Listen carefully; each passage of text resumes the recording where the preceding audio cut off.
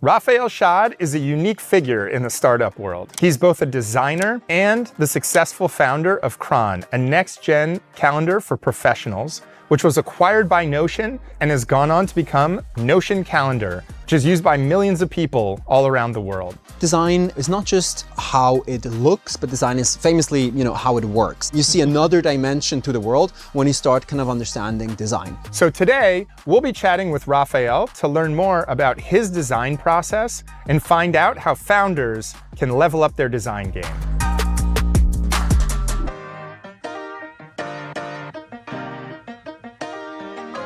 So one of the things that I care a lot about is encouraging more designers to become founders and encouraging more founders to care about design in the earliest days of starting their company. So who better to have on than Raphael? Thank you for joining us. Awesome. Excited to be here. You've made the jump from designer to founder. Why do you think that there aren't more designers out there making that same leap? Well, first of all, I kind of think, there should just be more talented people building companies in general, not just designers. But designers actually have something really valuable to bring to the table when it comes to starting companies. To build a product that people, really, really want. I think you need kind of like three things to build a successful product in a company. You need to have something that, desirable, that people want. You need it to be viable, so kind of like you can build a business out of it, and you need it to be feasible. You need to be uniquely positioned to actually build it, you and your team, right? And if you think about these three things, desirability, feasibility, and viability, kind of has three overlapping circles, and you can map them to more traditional disciplines. It's actually design, and business and technology. And design is really kind of like, back to the YC ethos, make something people want. Design is essentially figuring that out. It's that mentality that I think a lot of designers think about. What do you think is holding designers back from starting more companies if they're so well suited because it's how they spend a lot of their days and hone their craft? Yeah, it maybe kind of goes back almost historically, kind of the context. Maybe back in the day, design was much closer kind of to an artistic pursuit, right? Where art is more about kind of like asking questions, whereas design these days is more actually about kind of problem solving and answering questions. Delivering solutions, basically. And so that probably happened sometimes during the industrialization, is my guess, where design kind of moved closer to be part of sort of like the problem solving, engineering kind of apparatus. But back then in the industrialization, designers didn't necessarily control the means of production, right? And so that is really changing now, where designers can essentially, through software, through code, can actually be really close to building the object, right? Versus kind of like, back in the day, maybe it's furniture or like other objects. And so I think that's what makes this moment in time so interesting for designers to build companies and build products. Yeah, and tell us a little bit about your journey going from designer to founder of your company to ultimately selling it to Notion. So I actually have a technical background where I have in law a kind of like CS degree from back in the day, that really allowed me to build things. I never kind of studied CS because I wanted to go extra deep on that aspect, but really I wanted it to be a tool for me to build my own designs. And so very much sort of like maker at heart, always had kind of like, dreamed up things, designed things, and then wanted to be able to build in the medium. So I spent my graduate studies at the MIT Media Lab, where I built a lot of physical things. So again, kind of designing things and then building it in the medium that the ultimate sort of like object is in. That's really important to me. And of course, these days where so much is software, and so many of the products that I've built throughout my career are basically software, being, capable to prototype, feel, but also sometimes even like build the real thing, is sort of like what got me to this technical, education. That's such a great point, actually, because that's kind of my journey too. Is, I started learning design and learning how to code because I wanted to create the thing that I envisioned in my head, and to have the ability to execute and build it yourself is so powerful. Yeah, exactly. It's like the ultimate, form of that. And so do you think designers should learn to code? You should be comfortable in the medium that you're building in. And if software is what you're building, it's made out of code, but also, pixels, being relatively close to like how the actual thing gets built gives you such a huge advantage, especially now kind of like in the AI age where, the thing that we design is less kind of like the nouns, kind of the buttons and the text fields and the sidebars, but really think more about kind of like the verbs. Autocomplete, autosuggest, summarize, send an agent to do something. Those are things that are kind of hard expressed just by drawing a rectangle within the rectangle within the rectangle, but you really need to start to think about time as an aspect in your designs, etc. And static prototypes oftentimes kind of break down, don't quite give you the feedback that you get with real data. And so I think whatever gives you sort of like ability to play with the real thing, I think is what gives designers the edge. Yeah, that's actually a great point. I've never thought about it like that. It'd be like if you were a sculptor and you just created the plans for the sculpture and then handed it off to somebody else to do the thing. That would sound crazy, right? Yeah, and so why would we think that kind of software design and software engineering are these entirely separate disciplines, right? Yes. What about for maybe technical people, engineers that don't have a good eye for design, don't know how to create something that is user-friendly and think through all those considerations? What would you recommend to them? Top 3 things, what to do for people to become more design-minded. First of all, I would say just kind of do. Learning by doing, right?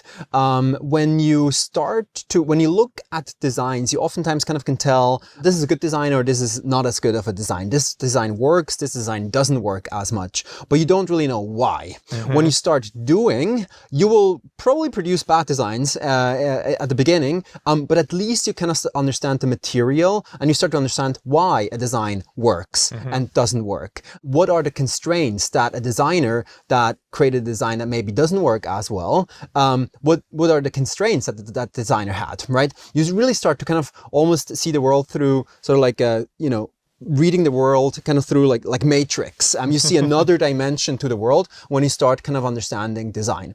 The second thing that I would say is to surround yourself with beauty. Surround yourself with like really nicely designed objects. Can be physical, but also can be the ergonomics of software, right? If you don't tolerate and let in sort of like just that noise of like bad designed objects or not designed objects and all that cheap stuff. By the way, like, good design can also be cheap. Like that's an aspect of kind of like good design production. But surround yourself with well-designed objects to sort of like absorb and sort of like develop a taste. And the third thing I would say is read some design books. There's so much deep knowledge in some of these classics. I would say top 3 would be grid systems, which is what taught me all about text and layout. Actually, a fun fact about grid systems is that the Cron orange, FF4700, that fiery orange, was inspired by the cover of that iconic orange book. Yeah, very cool. A second great book is The Elements of Typographic Design. It kind of taught me everything about type. Not just kind of choosing a font, but how to use type as a graphic and as an interface element. And once you sort of like, you kind of know about kerning and ligatures and microtypography, line spacing, etc., you see the world in a completely different way. It's kind of like a little bit of a blessing and a curse, but extremely powerful. A third great book is The Design of Everyday Things. It's a classic. It's the book with the cover that has a teapot where the spout comes on at the wrong end, kind of showing you about usability. Yeah. Main takeaway from that one actually is to convey the importance of conveying the mental model of the apparatus or software that you build to the user through UI, through design. But this is a tried and true classic in the design. And I have a whole thread on Twitter about some of the top design books that goes into more, graphic design and traction design, etc.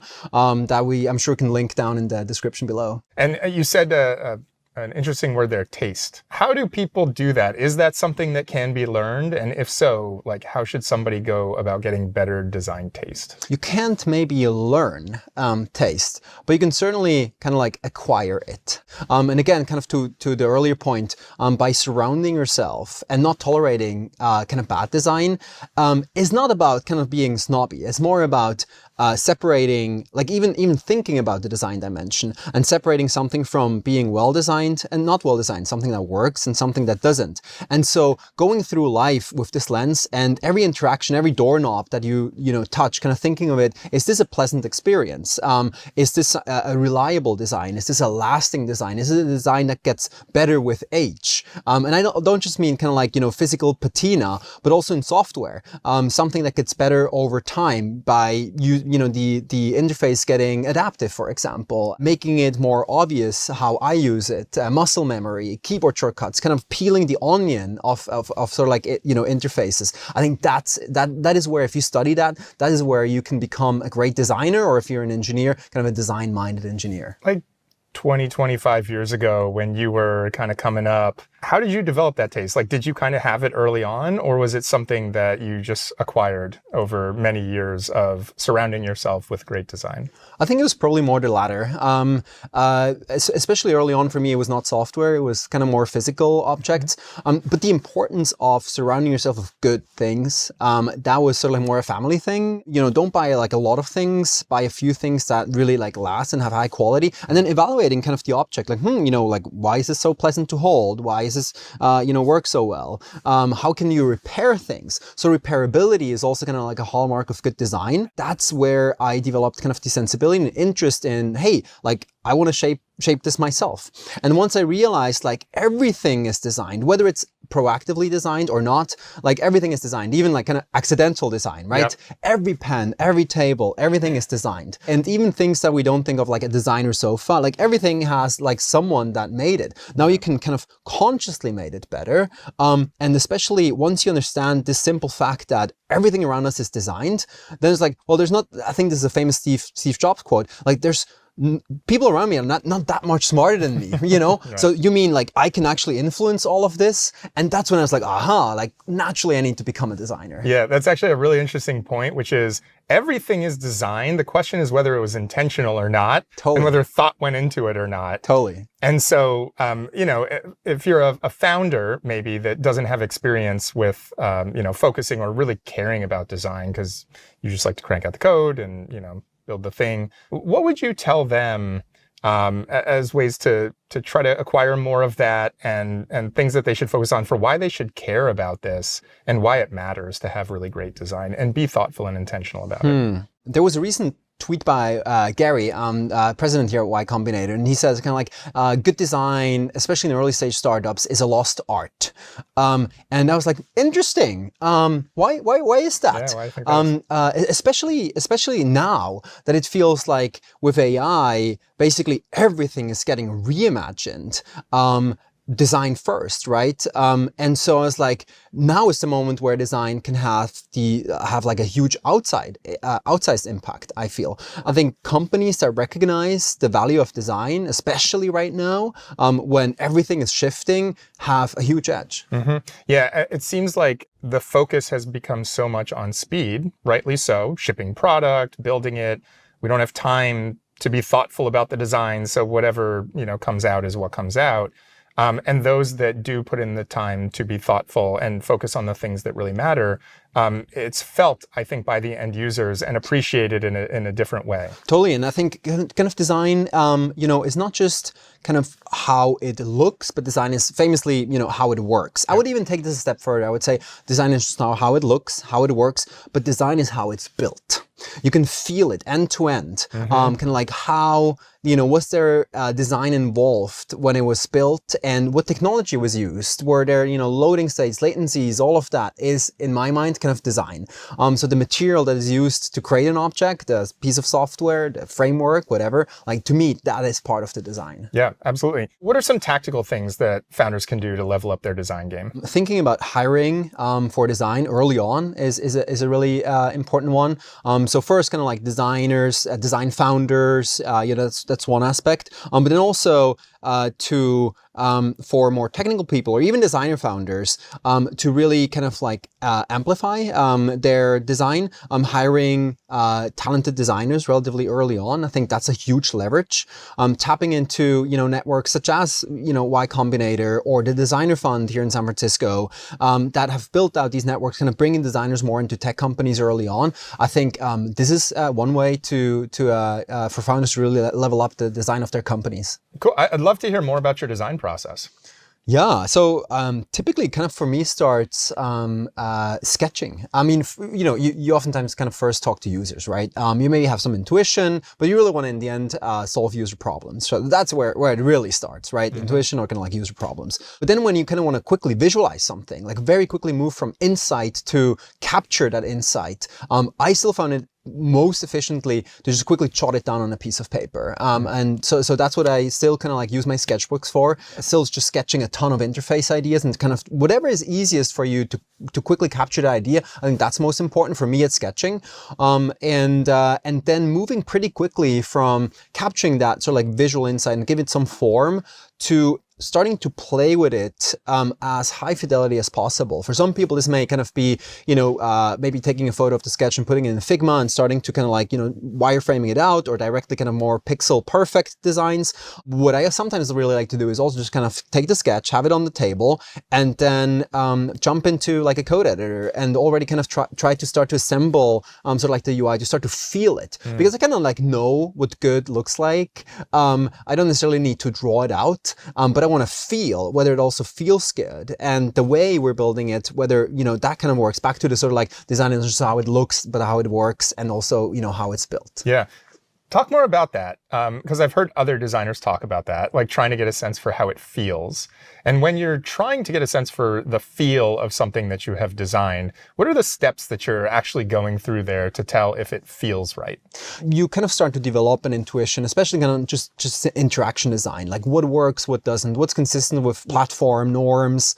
And this goes down to like, when should a field, blur or focus, or when should a drop down appear when you focus the field, like how does it interact with text, with the keyboard? So respecting kind of like, user expectations and standards that they, are used to from years of computing, not reinventing the wheel, but then also pushing the boundaries, right? That's kind of where I think this elegant dance, as a designer, as a builder, kind of comes in to really start to build something that just feels right, feels fun, feels novel, but still kind of familiar. And so that's when you really need to build within the actual medium. Yeah, that dance is always tricky, right? Like designing a thing that people are familiar with while also wanting to kind of push the boundaries and innovate on something new and better. But that requires education and, changing expectations around how software should work. And obviously AI is blowing that up in so many ways. What is that dance? Like, is that just your own kind of taste and determining, where to draw the line on consistency with existing norms versus trying new things? Or how do you think about that? Initially, it's maybe kind of like a taste. Do I like something, or kind of rather, does it work for me? I always kind of say like is not a design word. It either works or doesn't work. And so that initial assessment might kind of lie with the designer, but then pretty quickly, because you built the thing, or like at least a prototype of it, you can actually distribute it over the web, or over, just kind of show someone on a laptop your prototype and let them interact with it. And ultimately, I think users are the ultimate judge whether a design works or doesn't work. One of the reasons why I think sketching on paper is so powerful is because the medium of paper affords you to do anything. You don't have any constraints at that point yet. Once you start to get into like design tool or code, you start to kind of get like dragged down by the constraints of the medium. Paper is this super flexible. It's like it gives you just enough sort of like boundary, right? It kind of, the page focuses you within this sort of like, within the page to kind of get an idea out of your mind. It's not this infinite thing, so the constraint there is really good. But then within the page, it's completely unconstrained. Like I can draw anything, right? You're not limited to lines and rectangles and text. 100%, exactly. And so I think, paper is super approachable for non-designers. Everyone can like doodle, right? So it's super approachable. It's very flexible, and you can really imagine anything on the page. image, and then you can take it, snap a picture or whatever, send it to an engineer or a designer to kind of like increase the fidelity of it. And so, or upload it to AI now. Exactly. And so, for a while, it maybe kind of seemed that sketching is like, clearly we should just start this digital first, right? But what if now, kind of like the value of a sketch actually becomes very important again when you can skip that entire step. You kind of jot down an idea, you quickly sketch it out, you take a picture of it, you upload it into a design tool that then turns it into the real deal. You can skip everything in between, right? Yeah. And so it really then comes down to what user problem are you solving, and is it sort of like an innovative approach to solving it? Awesome. Well, Raphael, thank you for joining us. It was super interesting to hear about your journey and your process here, starting with sketching. I think it's really interesting to see how your mind works when you're starting on a project all the way through the completed thing, which is you can feel the quality in the products that you have designed. And it's no wonder that there are millions of people that are using them today. Yeah, and my main message kind of for the audience would just be, to encourage more designers to become founders. It's been an amazing journey for me, partly also through Y Combinator. And then for existing founders to kind of like develop sort of like this design mind, because it's going to be one of the most important skill sets to really build like the huge next generation companies. Yeah, more examples of designers that can build the product to actually execute. So much power comes with that. And so I think you're a great example of that. So thank you for joining us today. Thank you so much.